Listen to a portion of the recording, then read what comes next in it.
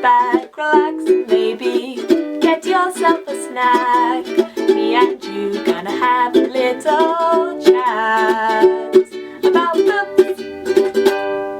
Hey guys, so I'm here today with a new accessory because I'm going to be doing a book haul, and this is actually something that came with one of the books, so I'm going to show you guys that first. But how cool that they actually sent me like a full-on mask. I mean, it's not super high quality, but it's pretty cool. If I ever get to go out again and attend a masquerade ball, I'm set. The book that this came with is this one. It is M.A. Carrick's The Mask of Mirrors, and this was just sent to me by Orbit. I'm very excited about this, not only because it has clearly got masquerading and masks as a theme, and mirrors, it sounds a bit carnival-y. It sounds really interesting. S.A. Chakraborty has done a little blurb saying it's utterly captivating, and I really like her book. It's actually two authors writing together, so this is their pseudonym, I suppose, M.A. Carrick, but actually the authors who are writing together, one of them is one of my favourite authors, and that is Marie Brennan, and the other author is Alec Helms, who I've not read anything by, but if Marie Brennan is partnering with them, I'm sure they're great. So we are following a main character called Wren, who has come to a new land, and she is trying to infiltrate her way into one of the noble houses and trick her way in. She is doing this at a time where there is some sort of nightmare magic running rampant around the town that she's gone to. So it sounds like it's going to be a pretty interesting bit of a mixture of like intrigue, political manoeuvring, mysterious illness that is magical. Lots to sink your teeth into here, and definitely something that sounds like it's going to be my thing. It's also a pretty chunky first book in a series. I believe it's going to be a trilogy. It says it's a trilogy. Yeah, I'm really excited. It's got loads of blurbs on the back from lots of other authors who obviously highly recommend this book. The cover is stunning. I mean, just look at that. It's such a beautiful cover, and I'm really excited because it's been a little while since I got a new Marie Brennan. It's also a completely different world, completely different setup. Look at this cover, isn't it gorgeous? So yeah, really excited about this. Very happy to have it. Thank you, Orbit, and I will definitely be pushing this one up my TBR to read pretty soon. I'll tell you a little bit more about my plans for my TBR in 2021 as well, because I have got some ideas of how I can get through some of my own books for once, which going to be fun. Much as this is a lot of fun, I think I'll take it off for now, just so you can see me properly. The next book I have was sent to me by the author, and this is an author that I have read previously. He's actually one of the SBFBO authors, and this is his new book. It is called The Dragon Mage, Book 1 of Overworld by Rohan M. Bida, and I really liked his other book, which was in this year's SBFBO. I'll put a link to where I did my review. It's called Free Agent, so if you want to know a bit more about his other series, I will put a link to that. But this one is a new series, and I'm very excited to give it a try. So the other book that I read by him, Free Agent, it was actually a lit RPG style book, and I really enjoyed it because I don't read many lit RPGs, but I do tend to like them if they're done well when I get into them, and this one sounds like it is also a lit RPG. We are following a main character called Jamie Sinclair, who for some reason Earth is being invaded by beings from the mysterious overworld, and our main character has to somehow rescue Earth, presumably, and fight back against these monsters, all whilst wrestling with this world which has game-like dynamics, hence the lit RPG side of things. So yeah, it sounds like it's going to be a fun adventure story. I always enjoy epic fantasy lit RPG that's done well, so I'm really hopeful about this, and the fact that it says Dragon Mage, I love magic, I love dragons, it sounds promising. The next book I have is another one that was sent to me by Orbit. Orbit are just bringing out the best list this year. I feel like everything on their list of upcoming books that I get sent just sounds amazing. So I probably will be accepting a fair few more Orbit books, and I think the majority of my bookshelf is Orbit titles, so highly recommend them as a publisher. But this one is one that sounds great. It's a major fantasy one about two women, which is always good. It's called The Unbroken by C.L. Clarke, and I think it's a debut. This one actually comes out in March, so a bit of a wait for this one, which is good because it means it gives me some time to read it. It's about a soldier called Taurine, and when she was a young child she was stolen by the Empire to fight for them and raised as a soldier, but now she's been sent back to her homeland, and although she has been raised with all these soldiers, soldiers and her loyalty is supposed to be to the Empire, the ties of her blood might end up being a little stronger than people realise. And then we have another main character who is called Luca, and Luca needs someone who can infiltrate and be a turncoat.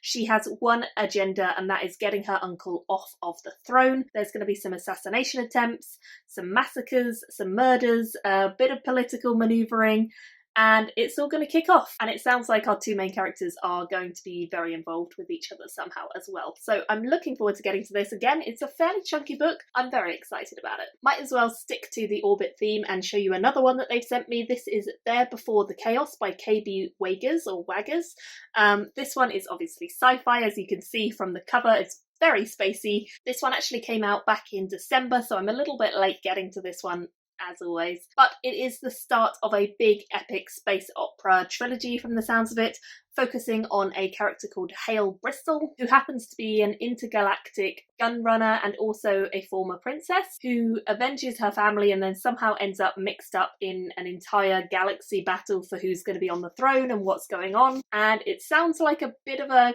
cluster mess of politics and space and princesses and empires all warring with each other, so I'm pretty intrigued about this one. I will admit it sounds a little different from some of these space operas I've read, so I'm intrigued and I'm very excited to give this one a try. And the last one from Orbit is this one that I got a while ago. It's called Winter's Orbit, ironically being from Orbit, and it's by an author called Everina Maxwell. It comes out in February, so fairly soon.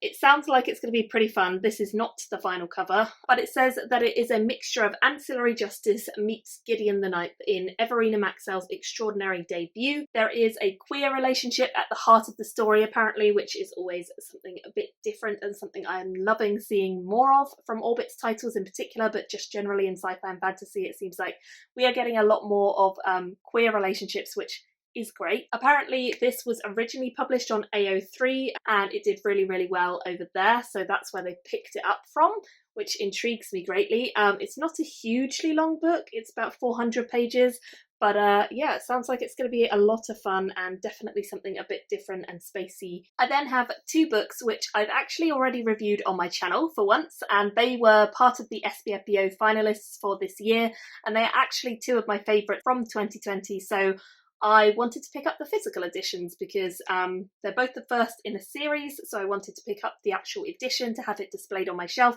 and I really enjoyed both. So the first one is The Combat Codes, which is by Alexander Darwin. I absolutely loved this. I've done a full review. I won't go into too much detail, but it was very unique, very different, and just so much fun. I really, really found myself enjoying the concepts of the magic and the world and the way the characters interacted, and I really recommend this, so I will link my review if you want to go and check out why I think you should read it. And I'm very happy to now proudly display it on my shelf. It's a nice striking spine, so very excited to have this. And then the other one that I absolutely loved from SBFBO 2020 is this one, The Lost War. You guys know I raved about this when I first did my review, so I will link that review again if you haven't seen it, but I absolutely loved this book. It is one of the top from 2020 for me as a whole, and definitely one of the top from SBFBO for me, so I highly recommend this, and again I'm so pleased to have a copy of it because it definitely deserves a spot on my shelf permanently, and again it looks really nice on the spine, so I'm super excited to have a physical edition of this. So the next one I was sent very kindly from the author, and this is Kept from Cages by Phil Williams. This one sounds like it's a little bit of a supernatural horror slash urban thriller, kind of a mixture of everything really. It's fairly short, so I'm imagining pretty fast paced, and it sounds a little bit different to fantasy books that I read, like high fantasy. It doesn't sound like that, it sounds a bit more urban. We're following a gang of criminal jazz musicians, which, let's just say, that is quite a thing to be in a gang for. Like criminal jazz musicians, I don't know, I love it, it's a great concept.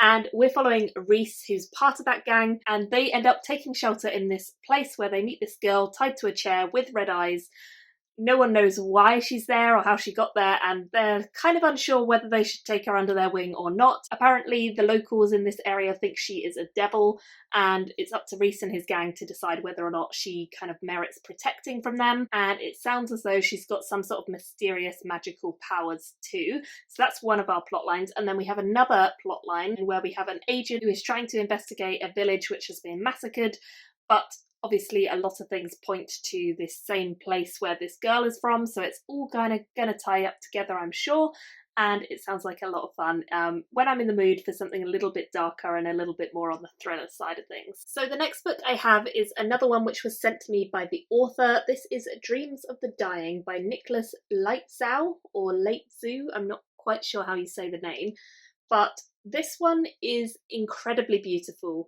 and incredibly massive as well. It's a really big chunky hardback and it sounds incredible. The cover art is so intricate and detailed, and I mean it's scary as well because like there's a load of skeleton-y dead people on the front, but it looks really, really cool and really detailed, and I absolutely love the spine. I was so impressed when this turned up because often I don't necessarily see the covers when people say would I like the book, and this one just looks beautiful. Like, look at the artwork of those feathers on the back. They just honestly look so beautiful. I mean, yeah, I don't even know. The artist, by the way, if you're interested, is Dominic Darrow, and the cover design was by Joanna Kroons. Really cool cover art. And this book is also illustrated, which is so cool.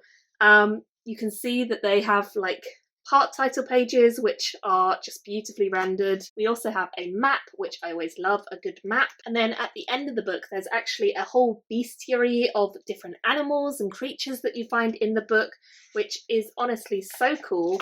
You don't see a lot of books that have this amount of effort and time and money put into them to get this kind of stuff, so it's such a cool thing when a self-published author does have the resources to do something like this, because traditional publishing does not often do it unless you're a massive name.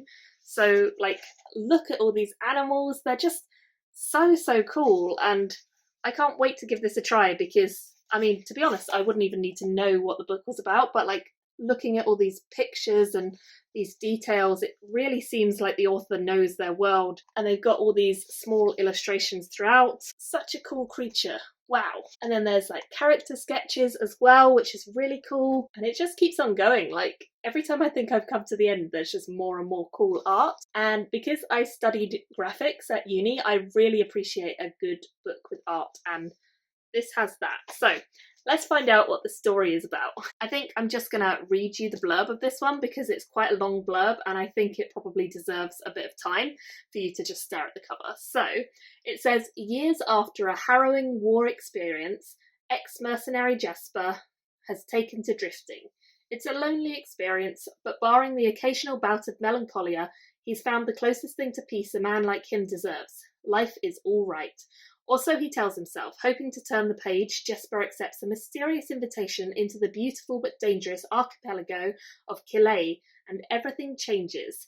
Plagued by boiling social tensions and terrorism, the tropical empire is edging ever closer to civil war. Killet's merchant king may be the only one able to prevent this catastrophe, but he has fallen into a preternatural coma, and it's Jesper's job to find out who or what has caused it. As the investigation takes him across the archipelago and into the king's nightmares, unexpected events not only tie Jesper's own life to the mystery, but also unearth inner demons he believed to be long exorcised. Battling old trauma was fighting for his life, his sanity, and the fate of Killet. The line between dream and reality blurs further and further until only one question remains. If your mind is the enemy, where do you run? So that sounds pretty cool, right? I think so. It's a beautiful book. It's definitely a fantasy that sounds really interesting and very different, and I can't wait to check this one out and give it a go and hopefully review it for you guys as well. It's really a cool book, so thank you to the author for sending this to me. I was so surprised at the quality, and just everything about it so far looks really cool. And that is all the books I have for you today, guys. I am expecting a fair few more from authors and publishers in the next few weeks, so I will probably be doing another book haul relatively soon.